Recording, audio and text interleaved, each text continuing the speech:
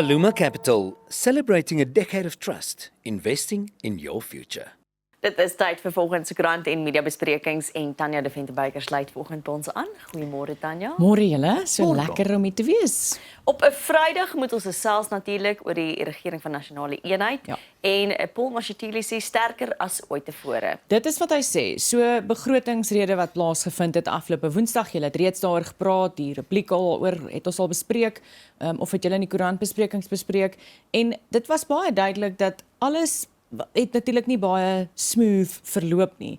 En sodra die 0,5% belastingverhoging aangekondig was, het John Steenhuisen van die DA op sy sosiale media gesê dat die DA gaan dit nie ondersteun nie en die ANC gaan nie 'n volkomme meerderheid stem hê hiervoor nie. Hulle sal moet leer, hulle is nie meer die meerderheid in die regering nie. Daarteen sê adjunkt president Paul Mashatile, die regering van nasionale eenheid is sterker as ooit. Hy sê, net omdat daar verskil van opinies is, beteken dit nie dat daar probleme in die regering van nasionale eenheid is nie. En dit maak vir my sin wat hy sê. Hy sê dat daar is in enige saamgestelde regering is daar meningsverskille, daar gaan verskille van opinie wees. Die vraag is, of blykbaar volgens minister Ntshabeni in die volgende artikel wat ek vir jou gestuur het, sê sy dat voordat hierdie begrotingsrede voorgeles is die stemme reeds vir dit ingewin. So die kabinet moes daaroor saamgestem het om dit te kan lewer, die begrotingsrede te kan lewer. Ek sien die politieke ontleder sê ook dat minister Kodongwana sal vooraf gelobby het. Ek weet nie wat 'n goeie Afrikaanse woord vir lobby nie, maar hy sou voorspraak gemaak. Absoluut, hy sou voorspraak gemaak het om seker te maak hy het die nodige steun voordat hy die rede lewer. Dit gaan interessant wees om te weet waar hy die steun kry, want Ja, dit as is die DA gesê interessant. het hulle gaan nie en die EFF het gesê hulle gaan nie en die MK-party het gesê hulle gaan nie steun nie. Waar kom die steun vandaan? Ek dink wat my die meeste ontstel is om te sien wat Panjasa Lesufi sê. En hy sê dat die DA wil nie hierdie goedkeur nie, omdat hulle die wit monopolie, die wit kapitaal wil beskerm. Hulle wil die arbeidswette wegdoen, sodat werkers net gehire en gefire kan word. En hy sê, sy propaganda, daar's nie 'n ander woord daarvoor nie, wat hy gee is dat hierdie is, die ANC doen hierdie in belang van sy mense. Dit is absoluut 'n snert, ek is jammer. Hoe kan dit in jou arme mense se belang wees dat belasting styg? Hulle het reeds nie geld om te leef nie. Ja, dit is in die belang van Panjasa Lesufi om te kyk na sy eie provinsie, wat vervalle is, dink ek. Wat vir my wel skokkend is op hierdie stadium, en soos jy sê, ek weet in enige regering van nasionale eenheid gaan daar verskille wees, en mense verwag dit, en dit is my groot daar verskille is, sodat mense oor goeders kan praat en daar moet goeie debat wees.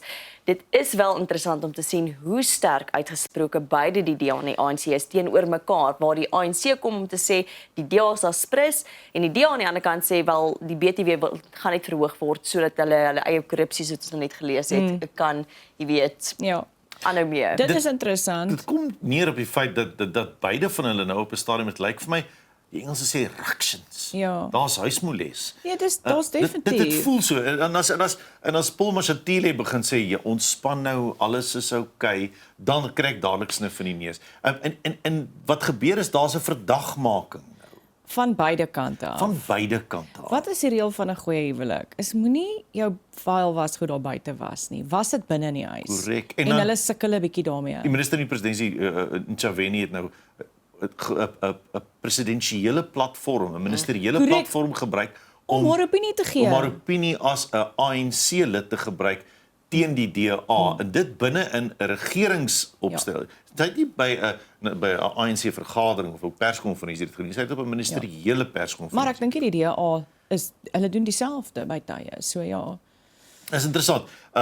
Hulle sê natuurlik die ANC sê die DA is besig om 'n politieke ry te maak met die begroting wat eintlik gaan oor die sogenaamde grondonteieningswet en die Bella-wet en die nasionale gesondheidsversekering en hulle probeer nou 'n politieke ry met die begrotingsrede daaroor maak.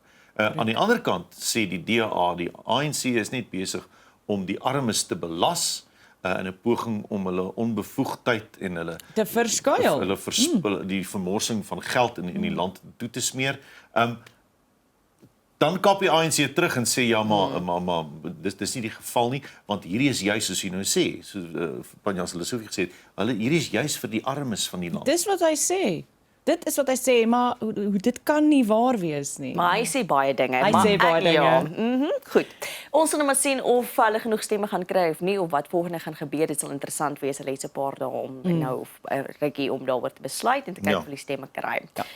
Tanya, gaan 'n troepe onttrek word uit die DRK. So dit is wat nou gaan gebeur. Die Suider-Afrikaanse Ontwikkelingsgemeenskap, SAOG, het nou hulle het 'n virtuele beraad gehou en toe het hulle besluit troepe gaan onttrek word uit die DRK. En dit kom natuurlik na daai geweldige gevegte 23 tot 25 Januarie wat ons soldate verloor het en die situasie wat nie verbeter het sedertdien nie. So ek dink interessant is dit iets wat heel partykenners al lank al 'n beroep op doen wat sê onttrek asseblief die soldate. Daar's ook een kritiek wat sê dit moes lankal gebeur het en dit moes versigtig gebeur het of dit moet versigtig gebeur sodat dit wat ons het nie blootgestel word nie. Wat nogals vir my interessant was is die president van Zimbabwe wat gesê het Enoch Koningwana nie, Mangwananga, man, jy weet van wie ek praat. Ja. Wat nou Mnangagwa. absoluut, dankie, bepleit het vir die vrede in die streek en ensovoorts ensovoorts. So ja, ek dink dis 'n goeie ding dat hulle huis toe kom, want ons was definitief nie opgewas en ek meen ons was letterlik in daai tyd omsingel deur die M23 rebelle.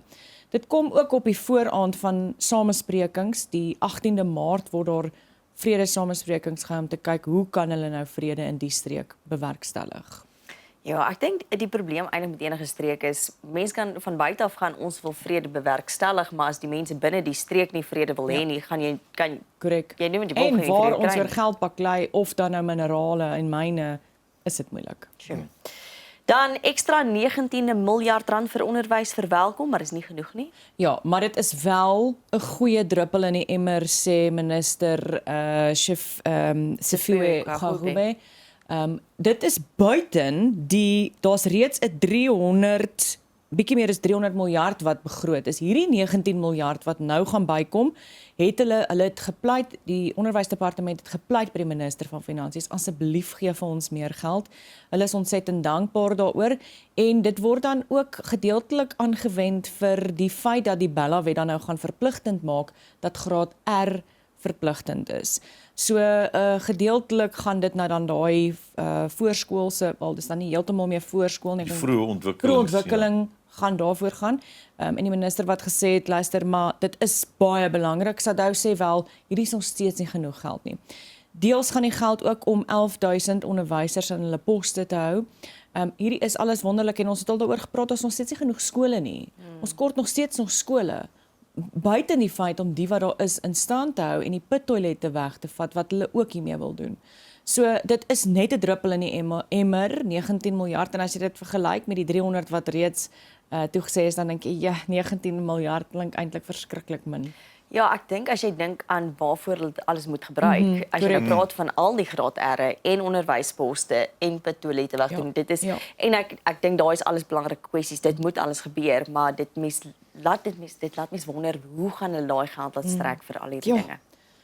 Dit is vir my baie erg.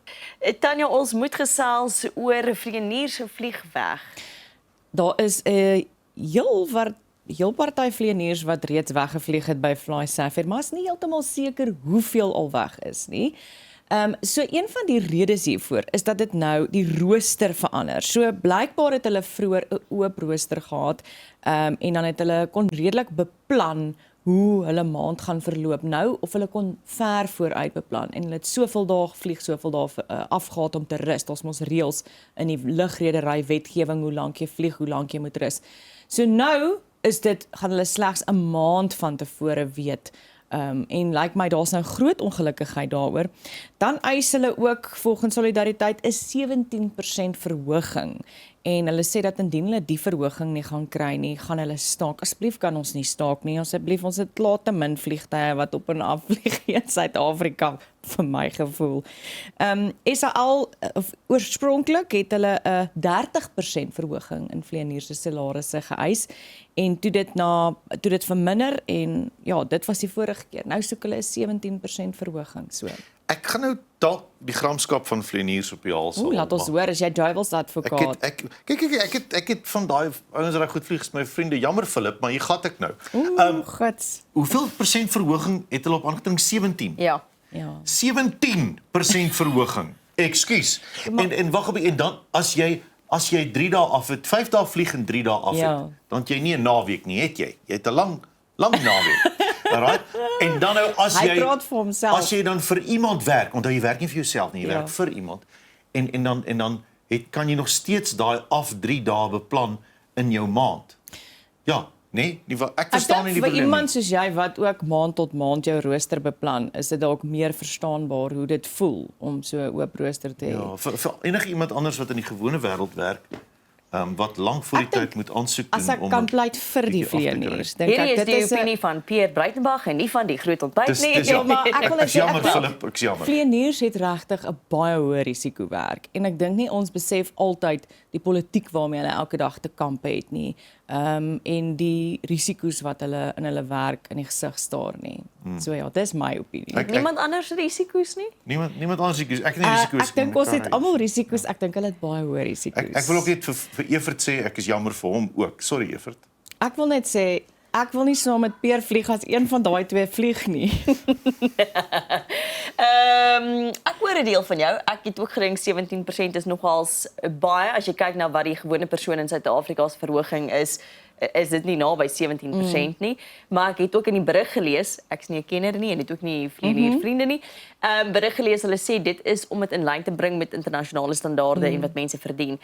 Ek vra die vraag, ek het nie antwoord nie. Ander werk in Suid-Afrika, kry mense wat hulle internasionale verdien, is dit op dieselfde standaard of nie? So hoekom natuurlik vleeniers nie. in wees? Maar ek weet byvoorbeeld van vleeniers wat reeds nou oor see gaan vlieg. Okay, so So ja. eintlik gaan ons 'n tekort hier dan binnekort.